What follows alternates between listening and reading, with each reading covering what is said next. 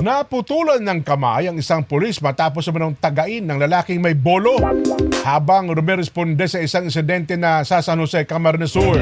Nangyari daw po ang insidente bandang 1:30 ng hapon, Agosto 22 sa barangay Kalalahan. Batay sa inisyal na investigasyon, responde ang mga pulis sa sumbong tungkol sa isang lalaki may dalang bolo at umano'y kakaiba ang kilos. Sinubukan naman itong kausapin ng mga pulis pero bigla itong sumugod sa mga responders. Tako po.